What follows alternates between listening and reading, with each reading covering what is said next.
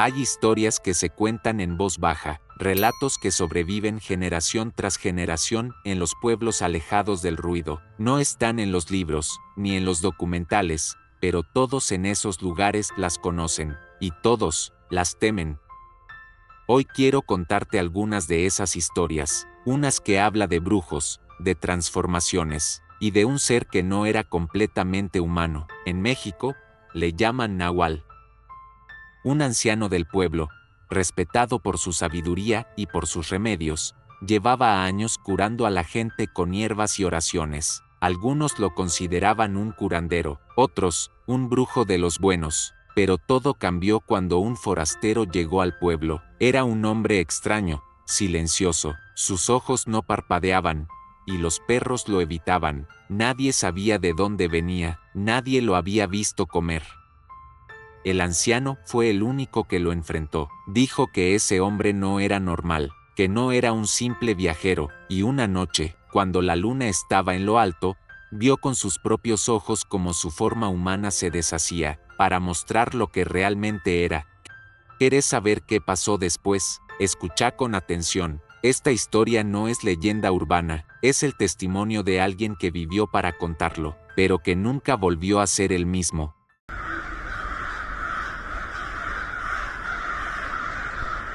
Yo no creía en esas cosas, hasta que lo conocí a él. Así empezaba a contar su historia don Alejo, un anciano de más de 80 años, que vivía en un pequeño pueblo rodeado de cerros y caminos de tierra.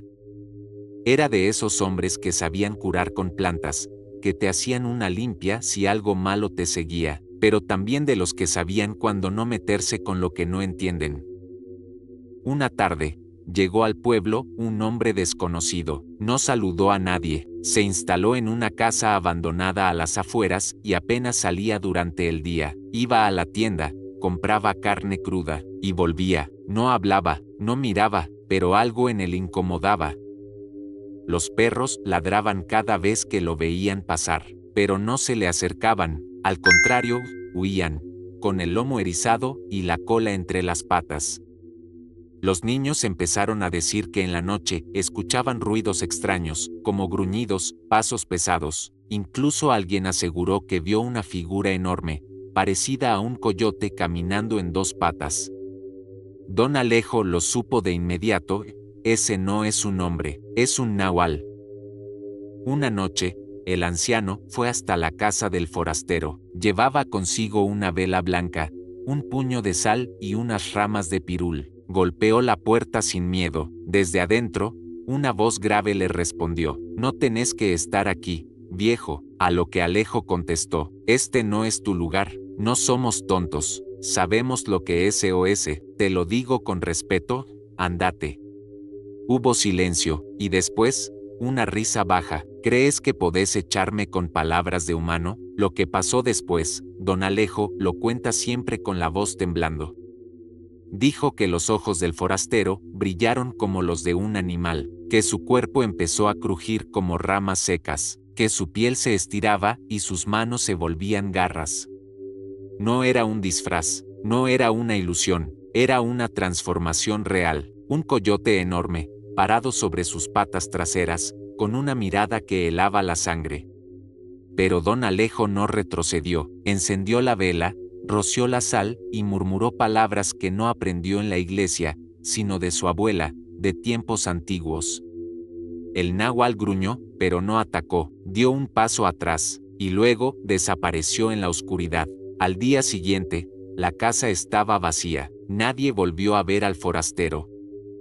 Desde entonces, el anciano advirtió que los náhuatles no siempre vienen a hacer daño, pero si uno llega y se queda, es porque está buscando algo, y si lo encuentra, no lo va a soltar fácilmente. Yo no lo vencí, dice siempre don Alejo, solo lo convencí de buscar otro lugar. Mi papá nunca fue de contar historias, era un hombre serio, trabajador, acostumbrado al silencio del campo, pero hubo una sola vez en la que lo vi con miedo, y fue cuando habló de lo que le pasó en la plantación de café donde trabajó cuando era joven. Esto ocurrió en Veracruz, en los años 80. Mi papá tenía unos 20 y pocos años, y se fue a trabajar a una finca cafetalera en lo alto del cerro, un lugar húmedo, lleno de neblina por las mañanas, rodeado de monte y de caminos tan solitarios que si te perdías, no te encontraban en días. Él decía que allá todo era tranquilo, hasta que llegaron ellos, una pareja, hombre y mujer que nadie conocía. Venían recomendados por alguien de otro estado, y los pusieron como encargados de vigilar las bodegas donde se almacenaban los costales de café. Desde el primer día, mi papá notó cosas raras. Nunca comían con los demás, dormían de día, se levantaban recién al caer la tarde y rondaban por los pasillos como si cuidaran algo más que granos. Pero lo más extraño era que nunca se les veía juntos. Uno salía, el otro entraba, como si no pudieran estar en el mismo lugar al mismo tiempo. Los otros trabajadores comenzaron a murmurar que no eran normales. Una noche, uno de ellos, Pancho, un compañero de mi papá, aseguró haber visto a la mujer transformarse en algo. Dijo que fue al baño detrás de los galpones y la vio de espaldas, que de pronto se agachó, se escuchó un crujido espantoso, y cuando se giró, ya no era ella, tenía la cara alargada, los ojos rojos, y el cuerpo cubierto de pelo, caminaba en 4 patas. Pancho gritó y se desmayó ahí mismo. Al día siguiente, nadie le creyó, excepto mi papá, que ya había empezado a notar algo extraño. Por las mañanas, encontraban animales muertos en el borde del monte, cabras degolladas, gallinas sin entrañas, pero no parecía cosa de coyotes, era más limpio, más humano. Una madrugada, mi papá decidió quedarse despierto, escondido detrás de los árboles que daban a la bodega, y ahí lo vio. Primero, al hombre saliendo descalzo, con la ropa apenas colgándole del cuerpo, se agachó, y su espalda empezó a arquearse, su piel se oscurecía. Luego cayó al suelo, y el cuerpo entero pareció sacudirse como si lo recorriera una corriente. En segundos, lo que antes era un hombre ahora parecía un jaguar, grande, silencioso, con los ojos encendidos. Mi papá dice que ni respiraba, que si se movía, lo mataban, y entonces, del otro lado de la bodega, apareció el segundo, la mujer. Pero ya no era ella, era un coyote, más pequeño, pero rápido. Los dos se fueron corriendo hacia el monte como si fueran a cazar. Esa noche, mi papá no durmió, ni volvió a la plantación, pidió su pago al día siguiente y se fue sin despedirse.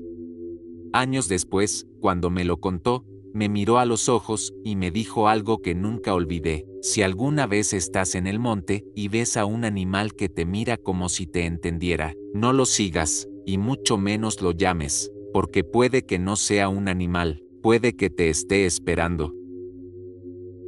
Mi tía vivió en un rancho, en un lugar tan aislado que, si alguien tocaba la puerta en la noche, sabías que no era buena señal. No había vecinos cerca, no había razón para que alguien caminara por ahí después del atardecer. Ella era una mujer fuerte, acostumbrada al campo y a la soledad.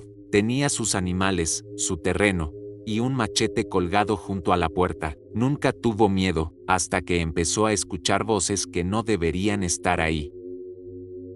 Todo comenzó una noche, justo cuando ya estaba acostada. Escuchó que alguien afuera decía: «Tía, ¿me abres? Soy yo, Julián». Pero Julián, su sobrino, vivía a más de 3 horas de distancia, no tenía coche, y jamás iría a esa hora, menos sin avisar. Salió al porche con la lámpara encendida, el machete en la otra mano, y gritó: «Julián, ¿eres tú?». No hubo respuesta, solo el sonido del viento en los árboles. Caminó un poco más, alumbrando el camino de tierra, y entonces volvió a escuchar la voz: «Tía, estoy aquí, ábreme». Pero la voz no venía del frente, venía de atrás, donde no había camino, solo monte. Volvió a entrar, cerró todo con tranca, y se quedó despierta con los perros. Esa noche no durmió. A la noche siguiente, la voz volvió. Esta vez, era la de su difunto esposo, la misma entonación, El mismo tono pausado que usaba cuando le decía, mi amor, ya llegué, pero él había muerto hacía 2 años, no era posible. Mi tía no lo soportó más y fue con un curandero del pueblo. Él no necesitó escuchar mucho para saber lo que pasaba. Eso no es un fantasma, es un nahual, uno fuerte, no viene a asustarte, viene a buscarte. Le dio ramas de ruda, agua bendita, un espejo pequeño que debía colgar en la puerta, y una advertencia, no le contestes, nunca, no importa la voz que use, no le contestes, porque si lo haces, le estás dando permiso para entrar. Esa misma noche, volvió la voz, pero esta vez fue peor. La llamó con la voz de su madre, de su hermana, de su nieta, voces idénticas, llorando, suplicando, pidiendo ayuda, tocando la puerta, rascando la madera. Mi tía no dijo una sola palabra. Al amanecer, encontró huellas frente a la casa. Eran como de coyote, pero con dedos humanos, largas, delgadas, como si algo caminara en 2 patas pero no supiera ocultarse bien. Desde esa noche, no volvió a escuchar las voces, pero el espejo que colgó en la puerta tiene una grieta, como si algo lo hubiera tocado con una garra enorme.